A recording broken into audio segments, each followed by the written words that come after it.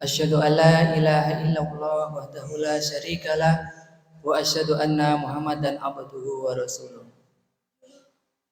Bapak Ibu jamaah Pena Igadi yang dirahmati Allah Subhanahu wa taala, alhamdulillah kita panjatkan puji syukur kehadirat Allah Subhanahu wa taala karena pada kesempatan pagi hari ini kita masih bisa untuk menghadiri kegiatan Pena Igadi yang diselenggarakan oleh Ikatan Dai Indonesia Kabupaten Sragen.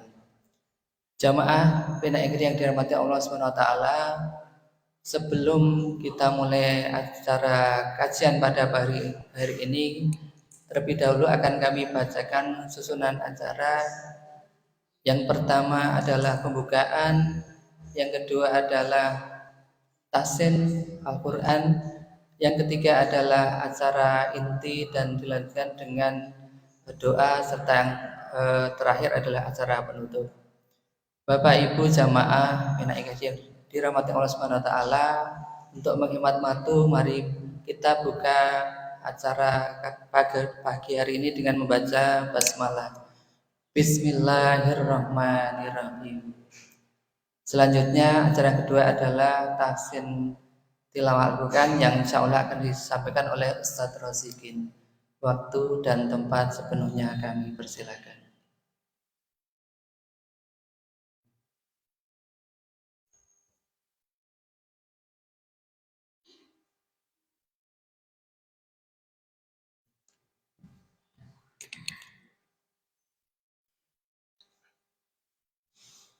Assalamualaikum warahmatullahi wabarakatuh.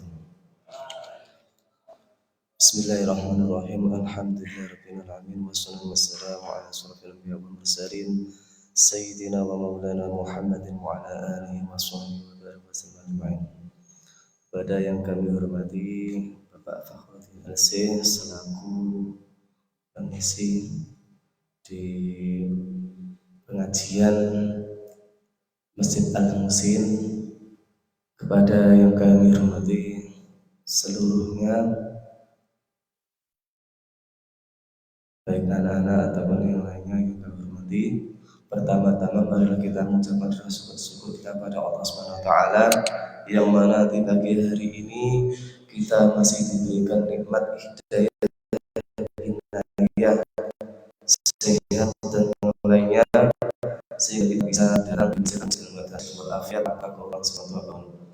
Kedua kalinya salat pesan semoga tercurahkan kepada cucu kita baginda Rasulullah SAW yang telah menuntun kita dari jalan jahiliyah menuju jalan yang diridhoi oleh Allah, yaitu Islam.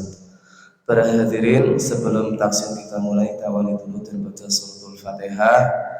Semoga wasilah fadilah suratul Fatihah, apa yang menjadi hajat kita dicapai oleh Allah Subhanahu wa taala, apa yang kita kerjakan diridhai oleh Allah Subhanahu wa taala, keluarga kita semuanya diberikan kesehatan, dihindarkan dari segala musibah, penyakit dan yang lainnya, dan semoga anak-anak kita semuanya khususnya para santri diberikan ilmu yang bermanfaat oleh Allah Subhanahu wa taala. Al-Fatihah. A'udzu billahi minasy syaithanir rajim. Bismillahirrahmanirrahim. Alhamdulillahi rabbil alamin. Ar-Rahmanir-Rahim. Maliki yaumiddin. Iyyaka na'budu wa iyyaka nasta'in. Ihdinas siratal mustaqim. Siratal ladzina an'amta 'alaihim ghairil maghdubi 'alaihim waladdallin.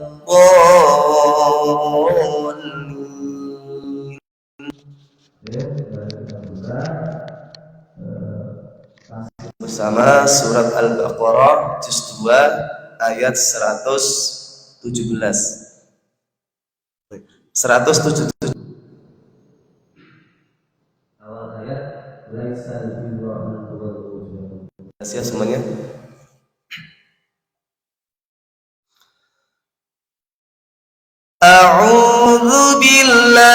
من الشيطان الرجيم.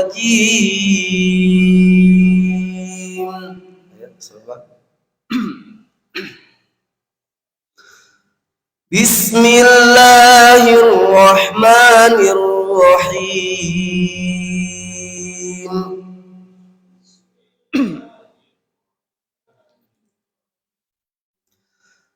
ليس البر أن تولوا وجوهكم قبل المشرق والمغرب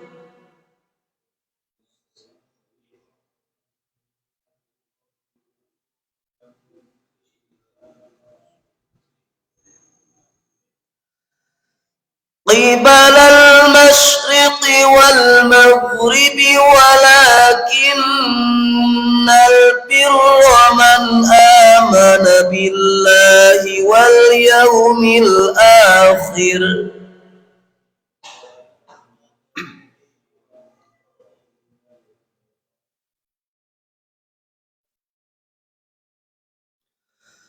من آمن بالله واليوم الآخر والملائكة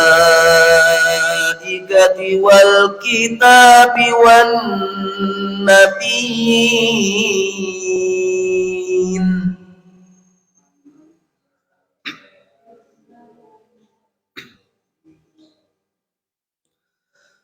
وآتى المال على حبه ذوي القربى واليتامى والمساكين وابن السبيل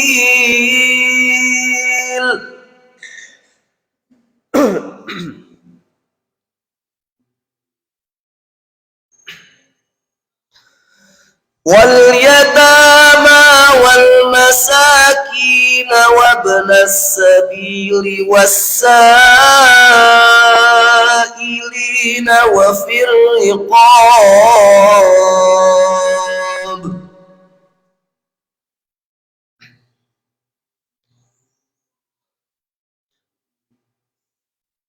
وأقام الصلاة وآتى الزكاة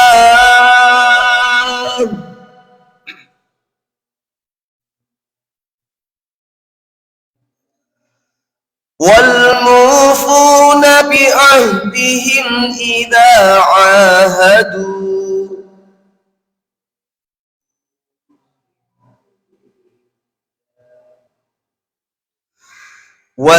والصابرين في البأساء والضراء وحين البأس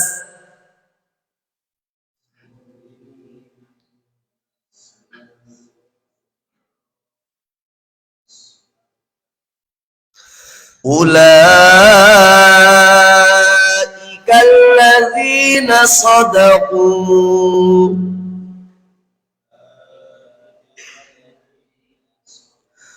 وأولئك هم المتقون.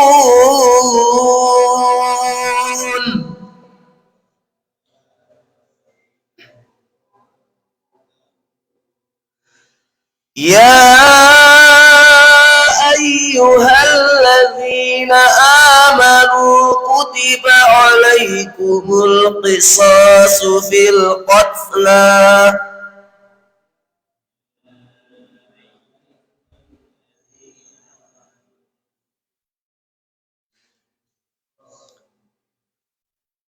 الحر بالحر والعبد بالعبد والأنثى بالأنثى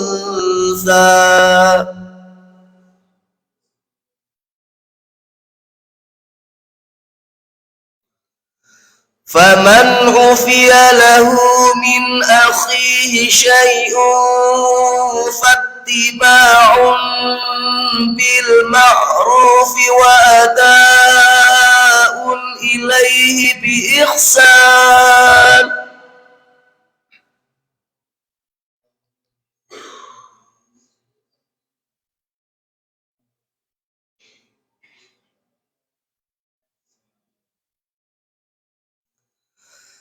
dzalika takhfifun mir rabbikum wa rahmah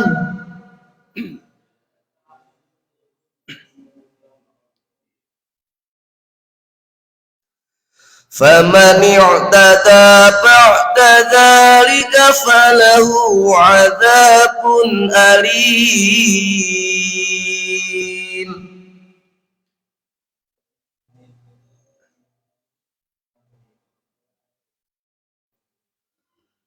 Walakum fil qisasi hayatun ya ulil albabi la'allakum tattaqun.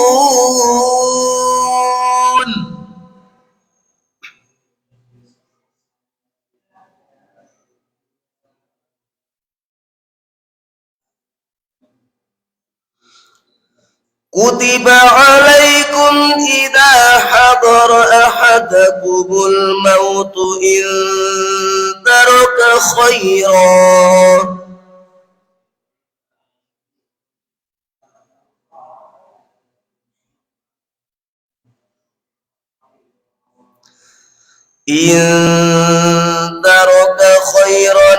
wasiyatu lil walidaini wal aqrabina bil ma'ruf.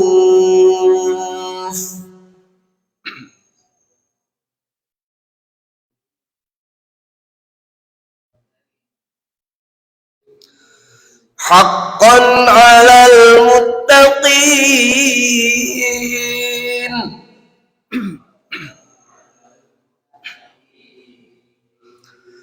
Faman baddalahu ba'da ma sami'ahu fa innama ithmuhu 'alal ladzina yubaddilunahu.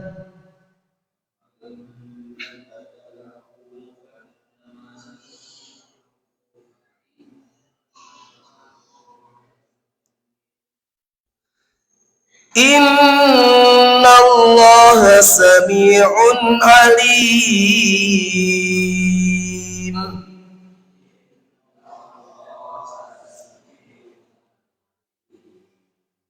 Shadaqallahul azim. Sini ada pelajaran in taraka khairan al wasiyah. Jadi ketika dibaca terus in taraka khairanil wasiyah, ketika berarti di in taraka khaira terus mulai awal al wasiyah. Nah, kenapa tadi saya teruskan? Di sini ada wakaf jim. Jim itu boleh dibaca terus, boleh dibaca berhenti, lebih baik berhenti. Tapi ini untuk pembelajaran bahwa di sini ada nun kecil namanya nun wikoyah.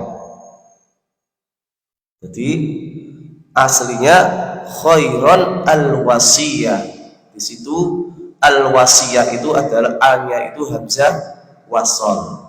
Nah, hamzah wasol itu hamzah yang bisa beramal, bisa dibaca apabila di awal. Contohnya al-wasiyah.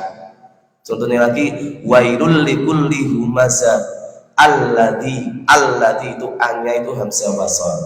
Nah, ketika dibaca terus maka tidak di sini nun al hamzah wasolnya diganti nun wikoyah. Jadi nun wikoyah adalah nun yang menggantikan tanwin harokat fathah tanwin, karena di situ yang menggantikan tanwin karena ada hamzah wasol. Dan di situ diharokati kasroh, jadi khaironil wasiyah. Cara bacanya ada dua. Apabila di tengah-tengah maka wajib dibaca, apabila di awal maka tidak wajib dibaca. Sekian dari saya, semoga bisa kita ambil pelajarannya dan bisa bermanfaat untuk diri saya pribadi khususnya dan untuk kalian semuanya. Dari saya, assalamualaikum warahmatullahi wabarakatuh.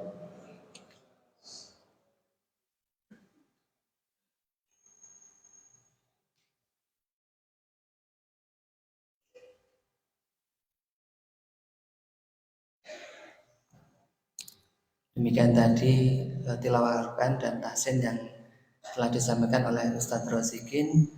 Selanjutnya memasuki acara yang ketiga adalah inti kajian Bina Ikadi yang insya Allah pada kesempatan pagi hari ini akan disampaikan oleh Ustadz Fahrudin Nursam LC.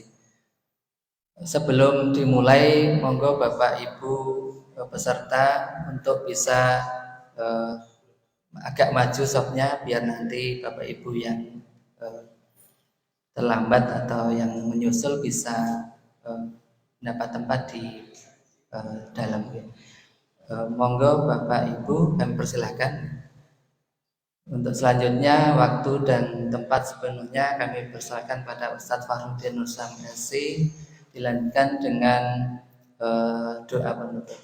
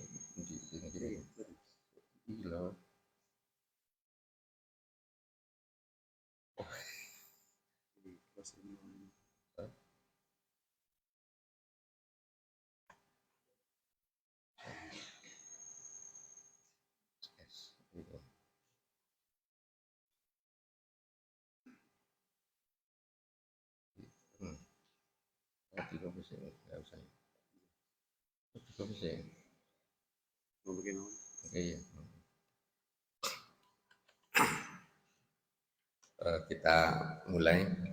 Bismillahirrahmanirrahim. Assalamualaikum warahmatullahi wabarakatuh. Alhamdulillahirabbil alamin wassalatu wassalamu ala asrofil anbiya wal mursalin Muhammadin wa ala alihi wa ashabihi ajmain, nama ba'd. Ikhwan dan akhwat yang dimuliakan oleh Allah, puji syukur kita panjatkan kehadirat Allah karena pada pagi hari ini kita bisa melaksanakan kajian. Sholawat serta salam semoga tetap terlimpahkan kepada junjungan kita Nabi Muhammad Sallallahu Alaihi Wasallam. Untuk materinya fikih makanan dan minuman, dan ini materi yang kedua untuk mawaris nanti sekedar motivasi dan kesadaran bahwa kita itu punya kewajiban untuk membagi harta warisan secara Islam. Terus hal-hal yang berkaitan dengannya, misalnya wasiat dan pelunasan hutang, itu semoga kita termasuk orang-orang yang nanti diwafatkan oleh Allah sedang beban-beban kepada sesama manusia itu sudah dibereskan oleh Allah Subhanahu wa taala. Untuk pertemuan sebelumnya kita membahas tentang hukum-hukum makanan. Kita beralih ke sebab-sebab keharaman makanan. Dulu mungkin sudah disampaikan bahwa al-aslu fil asya al-ibaha. Jadi hukum asal segala sesuatu itu halal sampai ada dalil yang mengharamkannya. Jadi segala sesuatu itu hukumnya halal sampai ada yang mengharamkannya. Begitu juga urusan makanannya, urusan makanan. Jadi semua makanan dan minuman itu hukum asalnya halal sampai ada sebab-sebab yang mengharamkannya. Di antara sebab-sebab yang mengharamkan suatu makanan dan minuman itu menurut ulama setelah diteliti istilahnya menelusuri dalil-dalil syar'i, ternyata hal-hal yang diharamkan itu disebabkan oleh beberapa sebab. Yang pertama az-dzaror. Jadi dzaror itu ya bahaya. Jadi bahaya. Jadi apabila makanan dan minuman itu membahayakan, maka makanan dan minuman itu haram. Betapapun tidak ada dalil yang mengharamkan baik dari Al-Quran maupun hadis. Dan makanan dan minuman yang diharamkan dalam Al-Quran maupun hadis biasanya di situ ada dzararnya atau mungkin ada sebab lain. Jadi intinya itu dzaror itu menjadi sebab keharaman makanan dan minuman.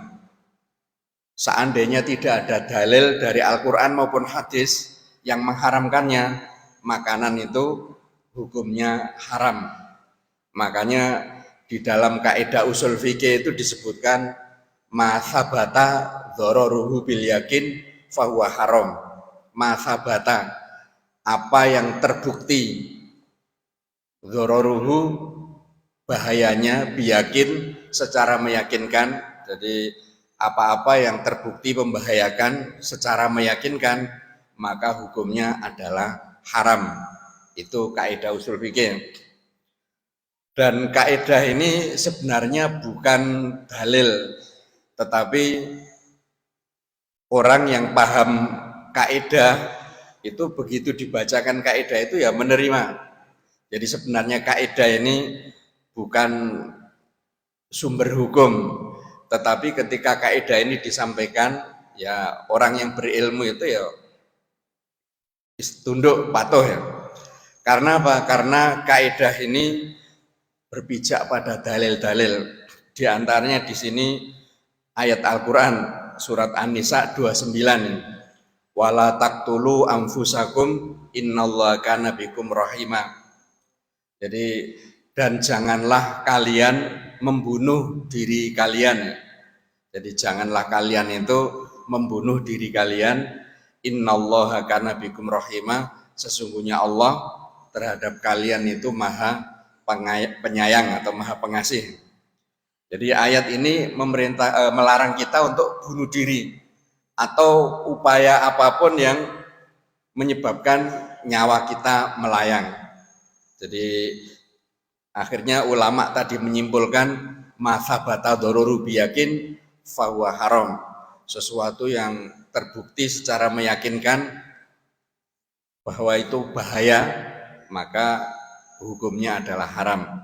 Juga berpijak pada hadis yang sahih riwayat Bukhari, man tahassa summan faqatala nafsahu, barang siapa tahassa itu ya mencicipi atau minum ya, summan racun, faqatala nafsahu lalu dia mati atau membunuh dirinya atau tewas ya, fasumuhu fiyadihi, maka racun itu nanti akan berada di tangannya, yatahassahu fi nari jahannam, dia akan meminumnya di neraka jahanam, khalidan mukhalladan fiha abadan, dia kekal abadi di neraka jahanam untuk selama-lamanya.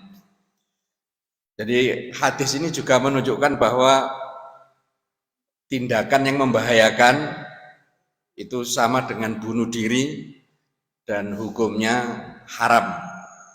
Jadi sesuatu yang terbukti membahayakan hukumnya haram. Bahkan di sini ada tambahan. Jadi dalam kaidah syariat itu ini manita ala syai'in mata alaihi. Barang siapa terbiasa melakukan sesuatu, maka dia akan mati dalam keadaan melakukan sesuatu tersebut. Itu kaidah kehidupan. Jadi manita ala syai'in mata alaihi. Barang siapa yang terbiasa melakukan sesuatu, maka dia akan meninggal dunia dalam keadaan melakukannya. Dan ini kaidah kehidupan sudah banyak terbukti. Meskipun kadang ada yang menyalahi kaidah ini, tapi bukan berarti kaidah ini salah. Justru yang lumrah itu ya seperti itu. Misalnya anak-anak muda yang sering trek-trekan atau balapan liar, ternyata ya banyak di antara mereka yang meninggal dunia saat balapan liar. Orang-orang yang suka mabuk-mabukan, minum oplosan ya, itu ternyata meninggalnya juga karena saat minum oplosan ya. Bahkan apa istilahnya yang dulu ada penyiar acara yang meliput kehidupan fauna itu ya, ternyata dia meninggal dunia ya ketika berenang bersama ikan pari itu ya. Jadi itu intinya itu, barang siapa terbiasa melakukan sesuatu, dia akan mati dalam keadaan melakukan tersebut. Terus waman mata ala sayin bu'itha ala dzalika syai'in. Jadi barang siapa yang meninggal dunia dalam keadaan melakukan sesuatu, maka dia nanti dibangkitkan di hari kiamat juga dalam keadaan melakukannya. Seperti dalam hadis ini, dia minum racun terus mati, maka dibangkitkan di akhirat itu dalam keadaan membawa botol racun terus diminumnya. Itu jadi barang siapa yang mati dalam keadaan melakukan sesuatu, dia nanti dibangkitkan di hari kiamat dalam keadaan melakukannya. Makanya orang yang sedang berikhram, berhaji, itu kan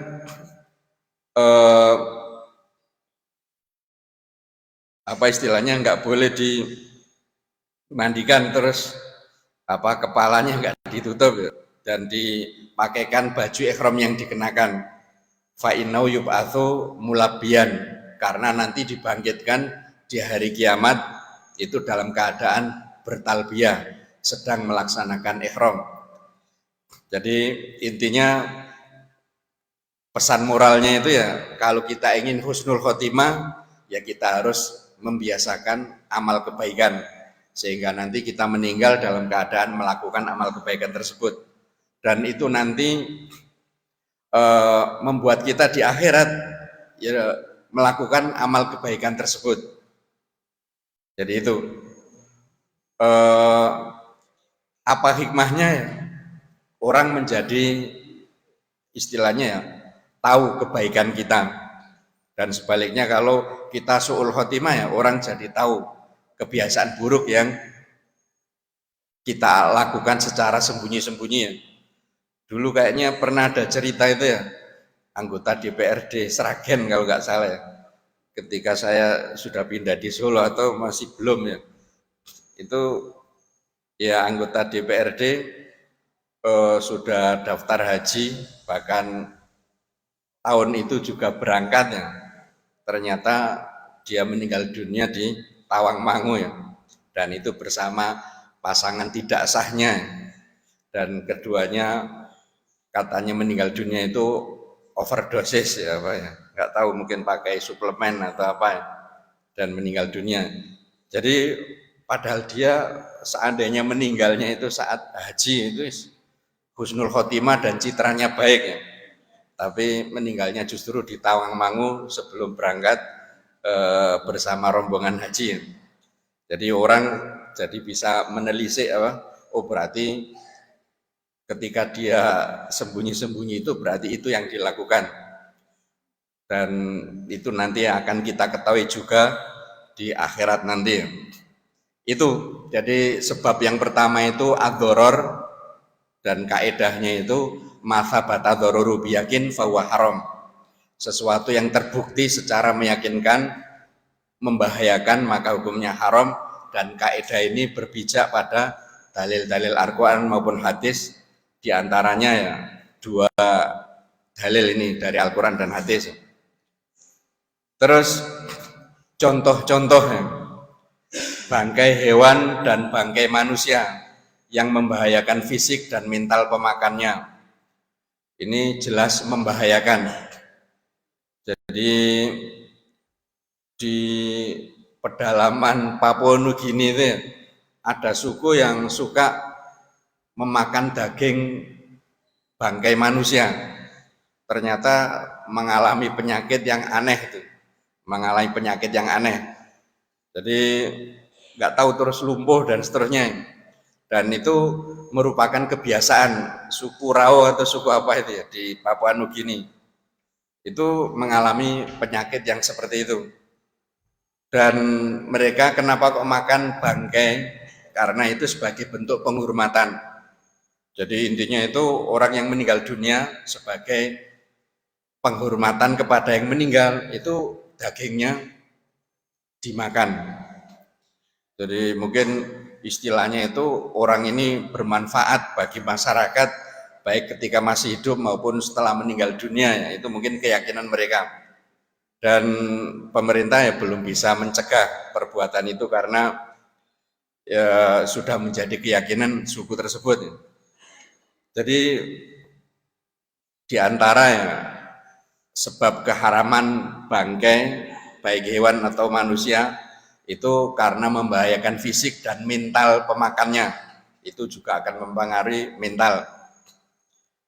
Terus hewan yang terbukti membahayakan fisik dan mental pemakannya, jadi hewan-hewan tertentu yang membahayakan, ya dulu mungkin sudah pernah disampaikan, kamu adalah apa yang kamu makan.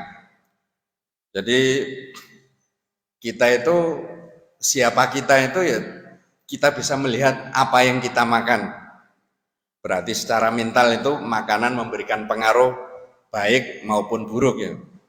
Dan dulu mungkin sudah pernah disampaikan, seekor babi ya, atau babi itu kan makhluk Allah yang paling kotor, paling najis, dan sifat-sifatnya juga buruk.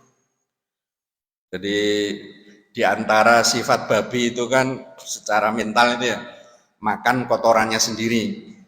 Terus yang kedua, tidak punya rasa cemburu ya. Jadi ada seorang mahasiswa yang kuliah di Inggris kalau nggak salah itu ya, terus melakukan penelitian dan eksperimen ya. Itu punya jago, dikasih makan jagung selama sebulan, ketika babonnya, betinanya itu diganggu jago lain, dia marah, dia apa itu ya menyerang jago yang mengganggu babonnya atau betinanya. Setelah itu dikasih makan babi selama 1 bulan, ketika betinanya itu diganggu, dia itu malah diam saja, mungkin ya malah apa monggo silakan ya. Jadi ya, itu. Dan mahasiswa itu akhirnya menyimpulkan bisa jadi gaya hidup orang Eropa dan Amerika seperti itu, salah satu sebabnya adalah mereka mengkonsumsi babi. Jadi mereka nggak punya rasa cemburu ya. Jadi ada orang itu ya, ketika merasa cocok dan seneng sama seseorang itu langsung ngajak hubungan intim.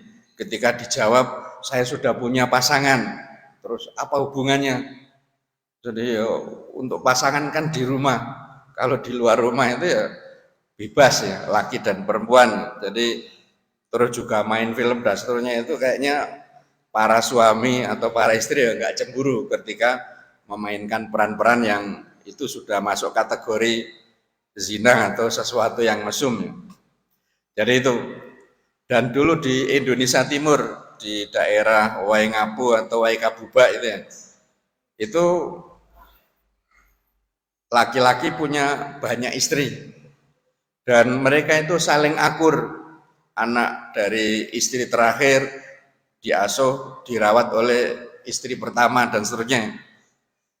Bisa jadi mereka itu enggak terjadi konflik ya karena mereka itu dulunya ada yang sudah masuk Islam, terus yang selebihnya itu diceraikan, yang tersisa hanya 4. Dan mereka ini akur ya karena bisa jadi dulunya itu mereka suka mengkonsumsi babi sehingga enggak ada rasa cemburu, padahal istri-istri Rasulullah itu kan ya wanita terbaik, tapi ya mereka cemburu ya. Jadi seperti Aisyah itu wanita yang paling pencemburu ya. Rasulullah SAW ke kuburan Baqi saja Aisyah ngikuti dari belakang. Terus juga ketika cerita tentang Khadijah, Aisyah langsung tersinggung. Ya Rasulullah, engkau sudah digantikan. Jadi engkau telah Khadijah telah digantikan dengan yang lebih muda, lebih cantik dan seterusnya. Tapi Rasul akhirnya menjawab dengan jawaban yang populer itu ya. Jadi Allah belum menggantikan dengan wanita yang terbaik, sehingga setelah itu Aisyah nggak berani lagi mengusik Khadijah. Kalau yang istri-istri yang masih hidup itu kadang berani. Seperti ada salah seorang istri beliau yang kebetulan posturnya lebih pendek dari Aisyah. Itu Aisyah masih nyinggung-nyinggung. Oleh Rasulullah ditegur, itu termasuk ghibah meskipun hanya dengan isyarat tangan. Jadi istri-istri Rasulullah saja masih cemburu, tapi istri-istri di NTT itu malah nggak ada rasa cemburunya. Ya bisa jadi karena sebelum masuk Islam itu mereka mengkonsumsi babi ya, sehingga nggak ada rasa cemburu. Padahal istilahnya dalam bahasa Arab itu kan kalau Indonesia kan madu, istri kedua, ketiga, keempat itu madu. Sementara di Arab itu dhoro. Dhoro itu berarti pihak yang siap menimpakan bahaya kepada kompetitornya, pesaingnya. Jadi istri pertama siap menimbulkan bahaya kepada istri kedua, ketiga, dan keempat. Karena memang biasanya seperti itu, siap menimpakan bahaya. Dan orang Arab itu menamai sesuatu itu berdasarkan realitasnya. Kalau Indonesia itu kan menamai sesuatu berdasarkan harapannya. Misalkan penjara ya, Indonesianya itu lembaga pemasyarakatan. Terus bunga bank itu ya, riba itu bunga bank ya, bunga ya. Harapannya ya semakin semerbak, semakin wangi, semakin menarik untuk diambil dan seterusnya, termasuk madu. Jadi istri kedua, ketiga, keempat itu dinamakan madu. Harapannya kehidupan lelaki itu semakin manis dan wanita ya menerima kalau di madu. Tapi itu ya dilema, karena kalau nggak mau di madu ya masa harus diracun. Jadi itu yang madu dan racun Ari Wibowo dulu ya.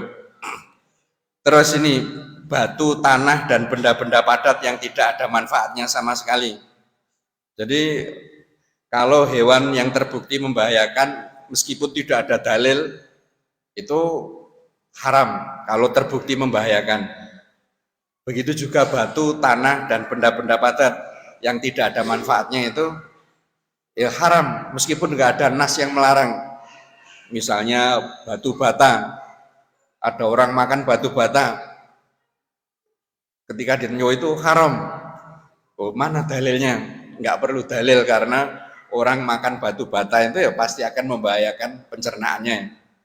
Ya kecuali apa itu kuda lumping, ya justru yang haramnya ya di situ menggunakan kekuatan jin saat main kuda lumping, itu yang haramnya itu di situ ya.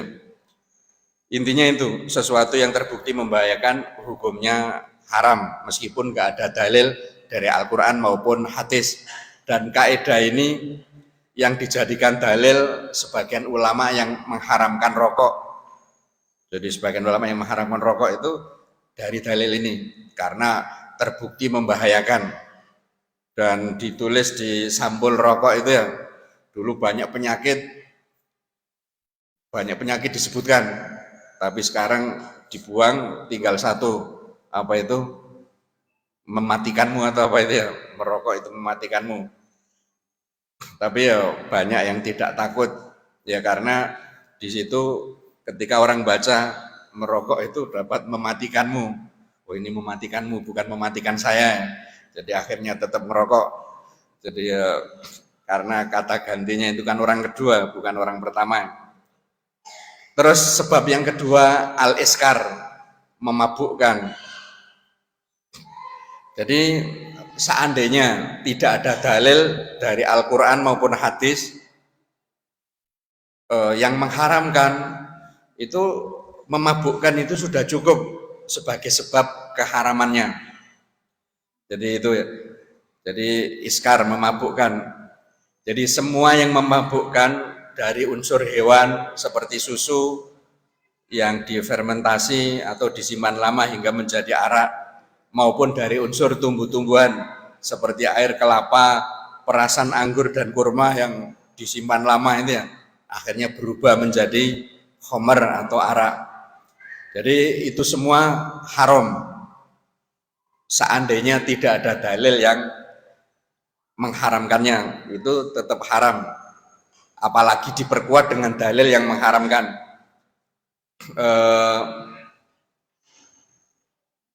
Jadi apalagi diperkuat dengan dalil yang mengharamkan. Jadi innamal khomru wal maisiru, ya, sesungguhnya khomer, arak itu rijsun min amali setan, itu najis, termasuk perbuatan setan.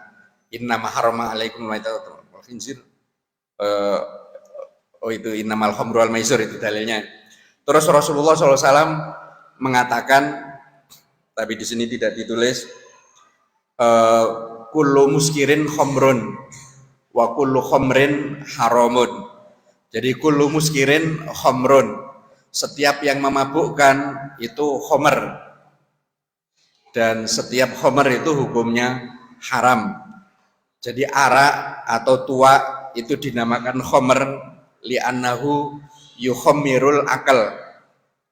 Jadi kata-kata khimar, khimar itu kan kerudung, khimar pakai kho ya, itu karena menutupi kepala ya. Terus arak atau tua itu khamr karena menutupi akal, sehingga akal tidak berfungsi sebagaimana mestinya ya. Jadi itu khamr bisa menutupi akal sehingga nggak bisa berpikir dengan jernih. Jadi intinya semua yang memabukkan itu hukumnya adalah khamr, dan setiap khamr itu hukumnya haram. Jadi apapun, baik makanan, minuman, baik hewani atau nabati, kalau memabukkan hukumnya haram. Terus dalam hadis ma'askaro kathiruhu faqaliluhu haram. Jadi apa yang dalam ambang batas banyak itu memabukkan, berarti sedikitnya juga haram. Jadi keharaman minuman yang memabukkan itu bukan karena atau bukan kapasitasnya 1 botol atau 2 botol. Kalau dalam ambang batas banyak itu memabukkan, berarti sedikit juga hukumnya haram. Ya, mungkin nanti permasalahannya itu ya makanan dan minuman yang ada kandungan alkoholnya, itu kan kadarnya itu ya rendah. Apakah itu hukumnya tetap haram atau hukumnya makruh atau malah mubah atau halal? Jadi ulama mengatakan bahwa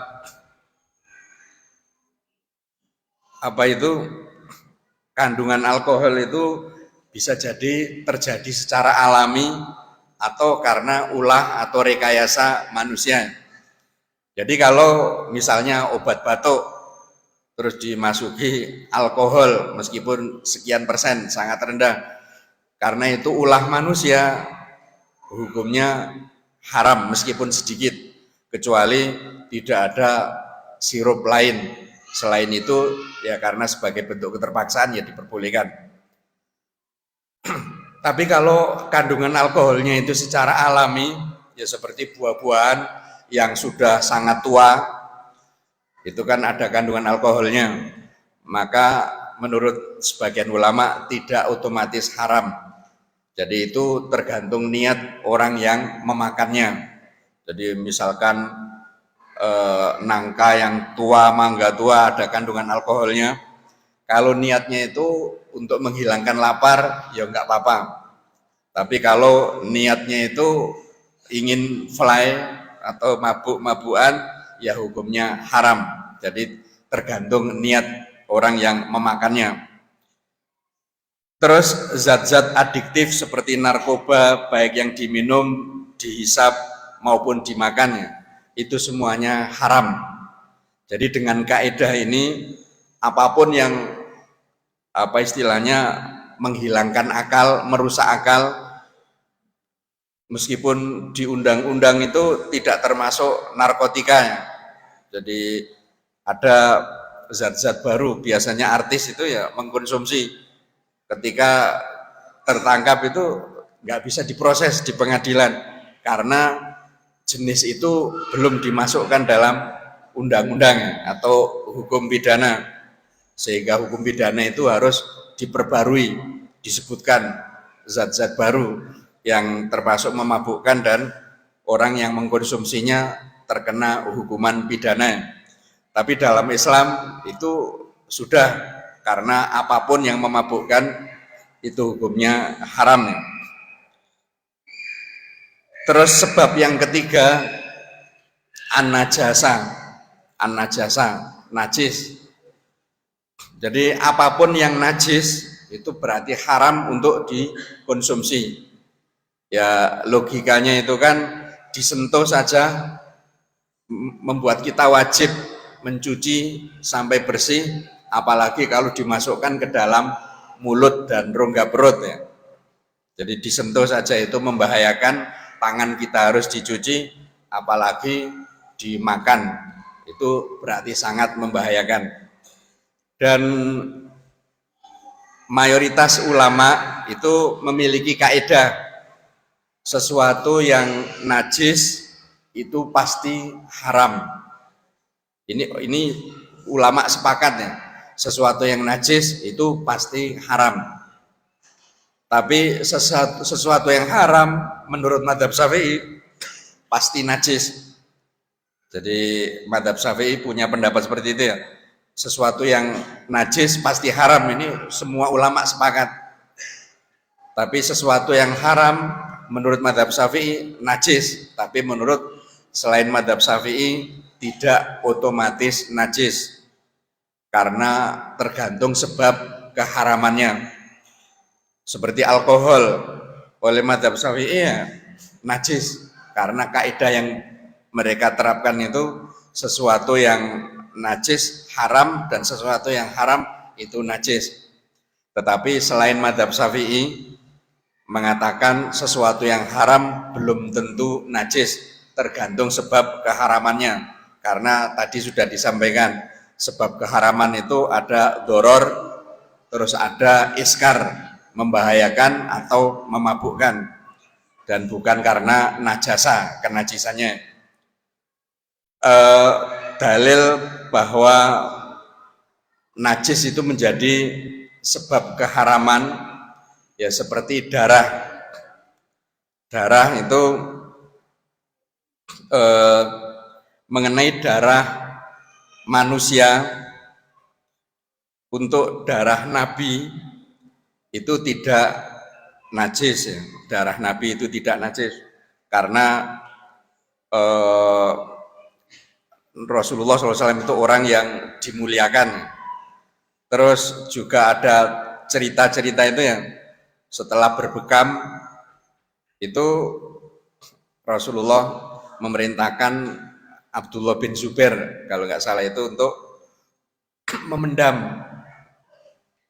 Tapi ternyata oleh Abdullah bin Zubair darahnya itu diminum. Ya tindakan ini sebenarnya apa? Ya tidak diperintahkan oleh Rasul, tapi inisiatif dari Abdullah bin Zubair sendiri ya. Terus ketika selesai itu terus ditanya, di mana kamu buang darah bekam tadi? Oh saya simpen di tempat yang paling aman ya. Terus Rasulullah curiga, apa darah tadi kamu minum? Ya Rasulullah. Terus kelanjutan hadisnya itu man masadamahu dami, barang siapa yang darahku menyentuh darahnya, maka dia akan tidak tersentuh oleh api neraka. Ya intinya ini termasuk perlakuan khusus, itu termasuk ikhtisas untuk Rasulullah SAW. Tapi darah yang lain itu darah binatang ya najis, darah manusia itu sebenarnya konsensus ya, jadi hampir konsensus bahwa darah manusia itu najis, itu hampir konsensus. Tapi sebagian ulama seperti Syekh Albani, Siddiq Hasan Khan, Syekh Utsaimin mengatakan bahwa darah manusia itu tidak najis. Karena apa? Ya menurut mereka ini belum terjadi ijma, konsensus. Jadi klaim telah terjadi konsensus itu hanya klaim sepihak ya. Kenapa ya? Karena dalil-dalil itu tegas. Misalnya sahabat ketika terkena anak panah mau dicabut itu minta dicabut dalam keadaan sholat ya, biar nggak terasa sakit. Jadi seandainya darah itu najis ya sholatnya batal. Tapi mereka semua sepakat, meskipun mereka berbeda pendapat mengenai darah ini ya, najis atau tidak, tapi kalau darahnya itu sedikit, itu termasuk yang dimaafkan. Adapun dalil bahwa darah itu hukumnya haram dan sebab keharamannya itu najis, itu wadam. Tapi darah di sini maksudnya darah masfuhan, apa yang mengalir atau memancar. Adapun darah yang ada di sela-sela daging itu halal. Jadi darah yang memancar itu yang haram. Jadi darah yang ada di limpa atau hati atau di sela-sela daging itu hukumnya halal. Tapi darah yang memancar dari luka atau dari sembelian itu hukumnya haram. Terus jadi itu kan najis zatnya. Jadi makanan yang najis zatnya itu haram. Terus makanan yang terkena najis seperti kuah yang kejatuhan bangkai tikus. Jadi ada kuah terus bangkai tikus jatuh di dalam kuah itu, maka kuah itu hukumnya haram. Jadi kuah itu hukumnya haram. Tapi kalau bangkai tikus itu jatuh di nasi dan nasinya itu ya tidak lumer, apa tidak cair, tidak seperti bubur atau malah seperti bubur juga, yang penting kanan kiri dekat bangkai itu dibuang, sisanya itu masih bisa dimakan kalau benda padat ya, tidak benda cair. Kalau benda cair semuanya dianggap najis dan haram untuk kita makan. Berikutnya al-istiqdzar. Al-istiqdzar. Tapi ini tidak kesepakatan semua ulama. Jadi al-istiqdzar itu menjijikkan ya. Ini mazhab Syafi'i atau sebagian ulama yang lainnya juga. Cuman istiqdzar ini batasannya itu siapa yang menganggap jijik. Jadi kalau sebagian ulama mengatakan pokoknya yang dianggap jijik oleh seluruh umat manusia itu baru hukumnya haram. Jadi pokoknya semua orang menganggap jijik itu hukumnya haram. Tapi ada yang mengatakan yang jadi pedoman itu orang Arab. Orang Arab. Kalau orang Arab menganggap jijik berarti hukumnya haram, meskipun bangsa-bangsa lain tidak menganggapnya jijik. Jadi itu cuman ini sangat subjektif ya. Makanya tidak semua ulama sepakat. Jadi mereka itu istiqdzar ini dijadikan sebab keharamannya itu yang disepakati itu ini. Jadi sifatnya itu personal. Jadi siapapun yang menganggap jijik suatu makanan sehingga dia itu timbul alergi atau reaksi yang buruk terhadap kesehatannya atau fisiknya, maka orang itu hukumnya haram memakan sesuatu yang dia itu jijik terhadap sesuatu itu dan sampai ada muncul reaksi. Tapi kalau sekedar orang ini jijik dan seterusnya, itu tidak sebagai sebab keharaman.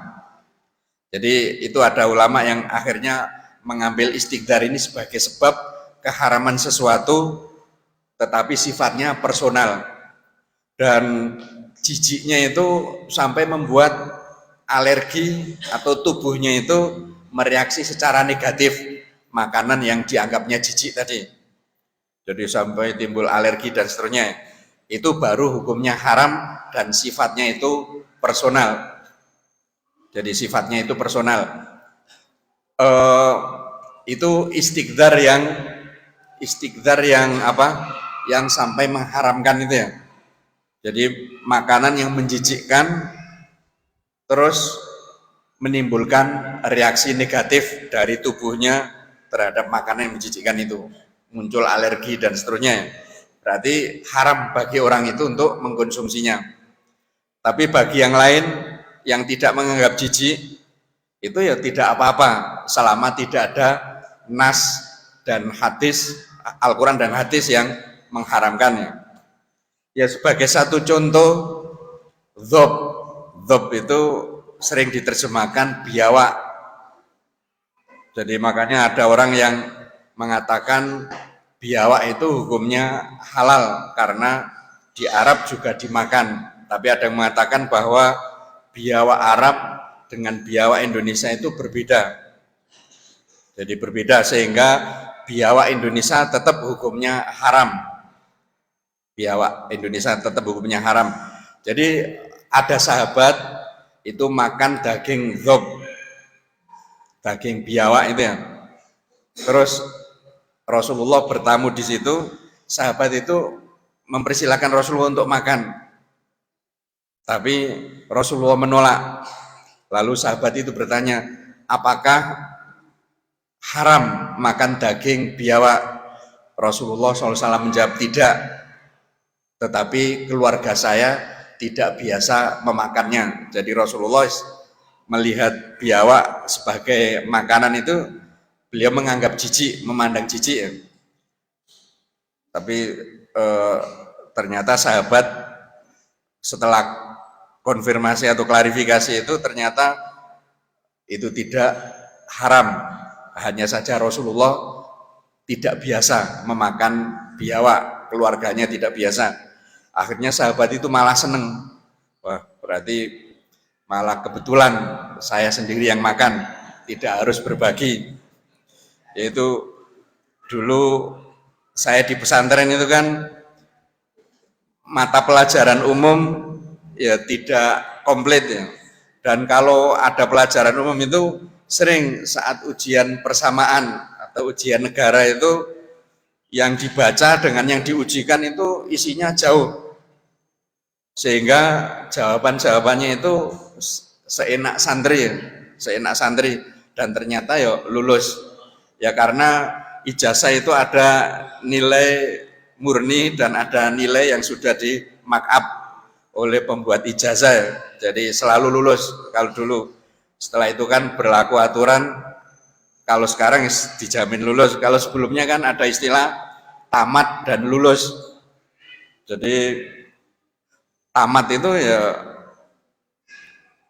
belum lulus ya, nilainya nggak mencukupi, makanya ada yang memplesetkan tamat riwayatnya ya.